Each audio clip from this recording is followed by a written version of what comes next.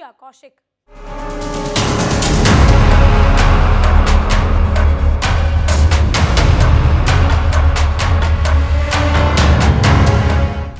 क्या दुनिया के नक्शे से एक महाशक्ति का नामो निशान मिटने वाला है? क्या वो वक्त आ गया है जब व्हाइट हाउस के ओवल ऑफिस में बैठा हुआ पागल सुल्तान अपनी आखिरी सांसें गिन रहा है? दोस्तों, आज हॉर्मूज की लहरों से जो बारूद की गंध आ रही है वो किसी मामूली टकराव की नहीं बल्कि एक युग के अंत की गवाही दे रही है। सवाल ये है कि क्या खुद को दुनिया का खुदा समझने वाला अमेरिका अब घुटने टेकने पर मजबूर हो चुका है? सीज फायर का झूठा नकाब पहनकर ट्रंप ने सोचा था कि वो ईरान के शेर को पालतू बना लेंगे, लेकिन उन्हें क्या पता था कि जिसे आगे से वो खेल रहे हैं या जिस आग से वो खेल रहे हैं वही आग आज उनके पूरे साम्राज्य को राख के लिए या राख करने के लिए समुद्र के बीचों बीच धधक उठी है। कहते हैं विनाश काले विपरीत बुद्धि, और ट्रंप प्रशासन पर यह कहावत आज पत्थर की लकीर साबित हो रही है। अपनी खोखली अकड़ में डूबे ट्रंप को लग रहा था कि वो मिडिल ईस्ट में अपनी प्रोजेक्ट फ्रीडम वाली नौटंकी चलाकर सबको डरा देंगे, लेकिन यूएई की सड़कों पर बजते मिसाइल अलर्ट ने उनकी सारी पोल पट्टी खोल कर रख दी है। ये सिर्फ एक चेतावनी नहीं बल्कि उस तबाही का अलार्म है जो वॉशिंगटन से लेकर यरूशलेम तक सभी की रातों की नींद उड़ा चुकी है। आज हर कोई ये पूछ रहा है क्या ट्रंप वाकई इतने मति भ्रष्ट हो चुके हैं कि उन्होंने अपनी और अपने देश की कब्र खुद ही खोदनी शुरू कर दी है, जहां से अब वापसी का कोई रास्ता नजर नहीं आता।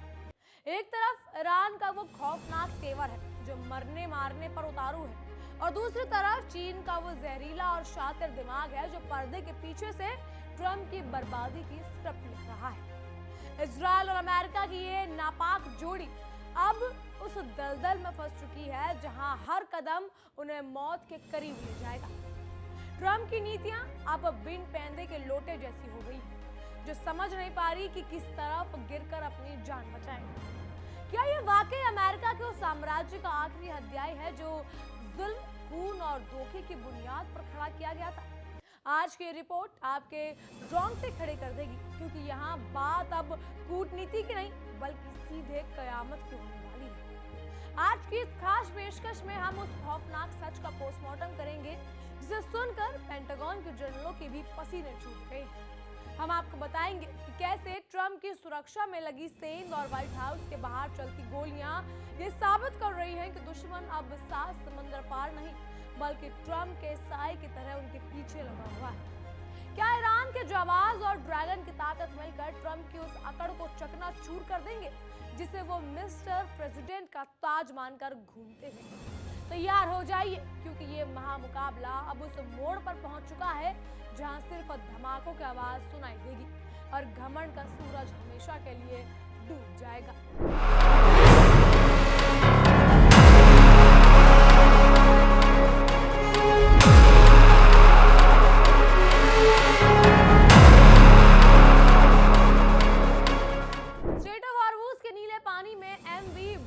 नामक तेल टैंकर पर जो भीषण हमला हुआ उसने पूरी दुनिया को हिलाकर रख दिया है। ईरान की रिवॉल्यूशनरी गार्ड्स यानी IRGC ने इस हमले के जरिए अमेरिका के सुरक्षा कवच पर इतने छेद कर दिए कि अब वहां से सिर्फ नाकामी की सांस आ रही है।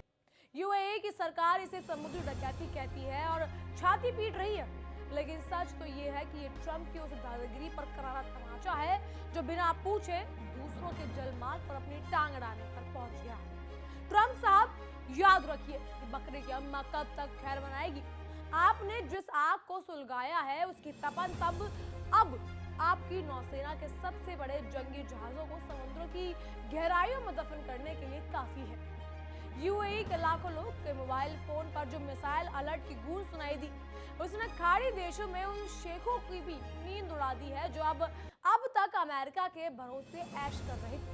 19 मिसाइलों को हवा में मार गिराने का दावा तो ऐसे किया जा रहा था जैसे कोई बड़ी दिवाली के पटाखे फोड़ रहा, लेकिन फुजैरा पोर्ट पर उठी आग की गगनचुंबी लपटें कुछ और ही कहानी बयां कर रही थी। ट्रंप ने अपनी शाख बचाने के लिए इसे मिनी वॉर यानी छोटा युद्ध करार दिया है, पर असल में ये उनकी मानसिक हार का वो परिणाम है जिसे वो दुनिया से छुपाना चाहते हैं। जब ईरान की मिसाइलें आसमान का सीना चीरकर बरसती हैं, तब ट्रंप का वो भारी भरकम अहंकार मिट्टी के ग्रौंदे की तरह ढह जाता है। अब जरा ट्रंप की उस फटी हुई ढोल जैसी धमकियों पर गौर फरमाइए, जो वो हर दूसरे दिन ईरान को देते रहे हैं। वो कह रहे हैं कि अगर उनके जहाजों को किसी ने भी छुआ तो वो पूरे ईरान को नक्शे से मिटा देंगे। लेकिन हकीकत ये है कि गरजने वाले बादल कभी बरसते नहीं। ईरान की छोटी छोटी मोटर बोट्स ने अमेरिका के अरबों डॉलर के आलीशान युद्धपोतों को समुद्र के बीचों बीच नचाया ऐसे है जैसे कोई मदारी बंदर को नचाता हो। और मूस का वो संकरा रास्ता ट्रंप की सेना के लिए अभिमन्यु का चक्रव्यूह बन चुका है, जहां घुसना तो उनकी बेवकूफी थी, लेकिन वहां से जिंदा बाहर निकलना पूरी तरह ईरान के रहमो करम पर टिका हुआ है। बहरहाल इन सब पर देखिए हमारी एक खास रिपोर्ट। इजराइल लेबनान पर लगातार अटैक कर रहा है, हिजबुल्लाह को निशाना बना रहा है। चूंकि इजराइल बहुत पावरफुल है और लेबनान में हिजबुल्लाह बहुत कमजोर है, तो वो डायरेक्ट इजराइल पर अटैक नहीं कर सकता, लेकिन बॉर्डर पर जहां लड़ाई चल रही है वहां पर हिजबुल्लाह खुद को डिफेंड करने की कोशिश कर रहा है। लेकिन इस लड़ाई में पुतिन की एंट्री हो गई और इजराइल के लिए आ गई एक बहुत बुरी खबर। खबर क्या है? खबर यह है कि हिजबुल्लाह के हाथ लग गए हैं रूसी हथियार। अब हाथ क्या लगे? पुतिन ने खामनेई की दी होगी, खामनेई हिजबुल्लाह के पास बैठक पहुंचे। कहते हैं इन हथियारों का तोड़, ये वो ब्रह्मास्त्र हैं पुतिन के जिनका तोड़ इजराइल के पास भी नहीं है। और इजराइल वो आर्मी है जिसका तकनीक के मामले में कोई सानी नहीं है। तो ये कौन सा हथियार है जो इजराइल भी नहीं जानता जिसके बारे में, और इस हथियार का तोड़ भी नहीं है। इजराइल ने ईरान में तो हमले बंद किए हुए हैं, लेकिन लेबनान पर हिजबुल्लाह पर अटैक लगातार जारी है। और इस बीच खबर यह आ रही है कि ईरान के प्रॉक्सी माने जाने वाले हिजबुल्लाह ने इजराइल के खिलाफ उस हथियार का इस्तेमाल किया है जो रूस यूक्रेन के खिलाफ कर रहा था। कहते हैं हथियार बहुत सस्ता है और बहुत परेशान करने वाला है। इजराइल लेबनान युद्ध के बीच हिजबुल्लाह ने एक नया और खतरनाक हथियार इस्तेमाल करना शुरू कर दिया है। यह कोई ऐसा वैसा हथियार नहीं है, बल्कि सबसे एडवांस वेपन में से एक फाइबर ऑप्टिक ड्रोन है। यह वो तकनीक है जिसका रूसी सेना ने यूक्रेन युद्ध में बड़े पैमाने पर इस्तेमाल किया। हिजबुल्लाह अब इजरायली सैनिकों पर ड्रोन से हमले कर रहा है, जो इजराइल की आधुनिक एंटी ड्रोन तकनीक को भी बेकार कर दे रहे हैं। अब समझिए फाइबर ऑप्टिक ड्रोन क्या होता है और कैसे काम करता है। सामान्य ड्रोन में रेडियो सिग्नल या वायरलेस कंट्रोल होता है, जिसे इजराइल जैसे देश आसानी से जाम कर देते हैं। फाइबर ऑप्टिक ड्रोन में पतला फाइबर ऑप्टिक केबल होता है। इस केबल के जरिए ही ऑपरेटर ड्रोन को कंट्रोल करता है, जिसकी वजह से लाइव हाई रेजोल्यूशन वीडियो भी देख सकते हैं, यानी कि जासूसी का एक बहुत काबिल हथियार। और ये केबल इतना पतला होता है कि इसे नंगी आंखों से देख पाना बहुत मुश्किल है। इस ड्रोन की रेंज 15 किलोमीटर या उससे ज्यादा भी है। ऑपरेटर किसी सुरक्षित जगह पर बैठकर ड्रोन को उड़ा सकता है।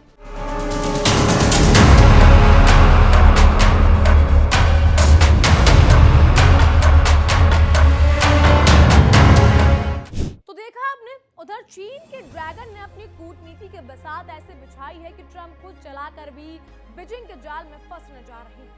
वो जो विशालकाय C-17 सैन्य विमान चीन की सरजमी पर उतरे हैं, वो ट्रंप के किसी जीत का डंका नहीं बजा रहे, बल्कि ये तो उस बेबसी का सबूत है जहां एक सुपर पावर का राष्ट्रपति अपनी अर्थव्यवस्था को बचाने के लिए कटोरा लेकर खड़ा है। चीन जानता है कि ट्रंप को किसी वक्त या किस वक्त और किससे अपनी उंगलियों पर नचाना है, और इसीलिए वो एक तरफ ट्रंप को बातचीत का लॉलीपॉप दे रहा है, तो दूसरी तरफ ईरान के साथ मिलकर अमेरिका की पीठ में खंजर घोंपने की पूरी तैयारी कर चुका है। इजराइल जो खुद को अमेरिका का सबसे वफादार पालतू समझता था, उसकी हालात अब उस धोबी के कुत्ते जैसी हो गई है जिसे ना घर का रास्ता पता है और ना ही घाट का। ईरान की बढ़ती ताकत और उसकी सटीक मिसाइलों ने इजराइल के रक्षा सिस्टम की हवा निकाल दी और अब वो खौफ के साए में जी रहे। ट्रंप खुद को बचाने के लिए चीन के सामने गिड़गिड़ा रहे हैं और यहाँ इजराइल को लग रहा है कि व्हाइट हाउस में कोई फरिश्ता आएगा और उन्हें बचा ले जाएगा। जब आंधा या अंधा अंधे को रास्ता दिखाए तो दोनों किसी गहरे गड्ढे में गिरना तो तय ही है। और इस बार वो गड्ढा इतना गहरा है कि वहां सिर्फ तबाही की आवाज आएगी। व्हाइट हाउस के ठीक बाहर जो अचानक गोलियां चली हैं, उसने अमेरिका के सुरक्षा तंत्र को उन दावों की धज्जियां उड़ा दी है जिन पर वो बड़ा गुमान करते थे। अब दुनिया का सबसे शक्तिशाली माने जाने वाला इंसान अब अपने ही घर में 4 दीवारी के भीतर सुरक्षित नहीं है, तो वो 7 समंदर पार जंग जीतने के सपने कैसे देख रहा है? ये घटना कोई इत्तेफाक नहीं, बल्कि ये उस गुस्से और साजिश की छोटी सी झलक है जो ईरान और चीन ने मिलकर वॉशिंगटन की गलियों तक पहुंचा दी है। अब ट्रंप के सीक्रेट सर्विस वालों के हाथ पांव फूल रहे हैं, क्योंकि उन्हें पता है कि इस बार दुश्मन शाय की तरह उनके बेडरूम तक पहुंच चुका है। ईरान के विदेश मंत्री अब्बास अरागची ने भी बड़े ही शातिर और ठंडे लहजे में ट्रंप को औकात याद दिला दी है जो शायद वो कभी भूल चुके थे। उन्होंने पाकिस्तान की मध्यस्थता का जिक्र करके ये साफ कर दिया कि अब अमेरिका की बातों की कीमत 2 कौड़ी की भी नहीं रहती है। तेल की कीमतें जिस रफ्तार से बढ़ रही है, उससे जल्द ही अमेरिका की सड़कों पर हाहाकार मचेगा और वहां की जनता पेट्रोल की एक बूंद के लिए आपस में लड़ेगी। ट्रंप की इस पागलपन भरी नीति का बिल अब वहां की आम नागरिकों की जेब से भरा जाएगा और यही वो दिन होगा जब ट्रंप के अपने ही लोग उन्हें सत्ता से उखाड़ फेंकने के लिए सड़कों पर उतार देंगे। ट्रंप की ये जो मिनी वॉर वाली थ्योरी है, ये असल में उन्हें दिमागी दिवालियापन और हार का हताशा नतीजा बता रही है। वो ये भूल गए हैं कि ईरान कोई ऐसा वैसा देश नहीं, बल्कि वो आग का दरिया है जिसे पार करने की कोशिश में बड़े बड़े सिकंदरों के जहाज डूब गए। आज वो जिसे छोटा युद्ध समझ रहे हैं, कल वही युद्ध उनकी सत्ता का अंतिम संस्कार साबित होगा। इतिहास गवाह है, जब कोई राजा अपनी प्रजा और दुनिया की शांति का दांव लगाकर सिर्फ अपनी अकड़ के लिए जंग लड़ता है तो उसका अंत बहुत ही शर्मनाक होता है। और ट्रंप भी इसी रास्ते पर तेजी से बढ़ रहे हैं। हॉर्मूज के पानी में जो बारूद की गंध घुली हुई है, वो आने वाले मंगलवार को एक ऐसे धमाके में बदलने वाली है जिसकी गूंज पूरी दुनिया के नक्शे को बदल सकती है।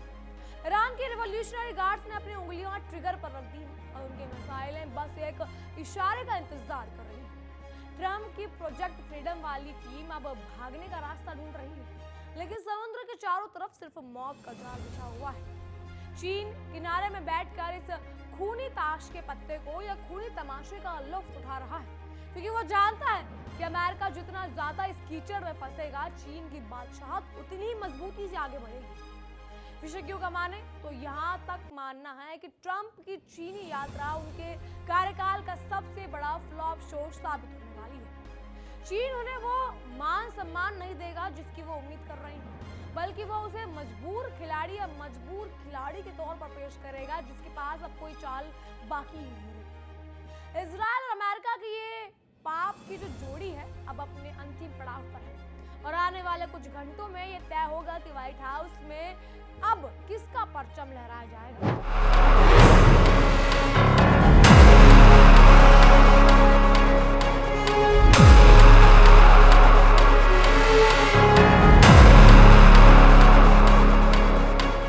ट्रंप जिस ताश के पत्तों के महल को बचाने की कोशिश कर रहे हैं, उसकी बुनियादी ही अब खोखली हो चुकी है। अंत में निचोड़ यही है कि विनाशकाल विपरीत बुद्धि का ये जो नाटक अब अपने क्लाइमैक्स की ओर बढ़ रहा है। ट्रंप की अकड़, उनकी नासमझी और इजराइल की बेजा जिद बेमतलब की जिद में मिलकर पूरी दुनिया को उस मुहाने पर खड़ा कर देगी जहां सिर्फ तबाही और बर्बादी का मंजर दिखाई देगा।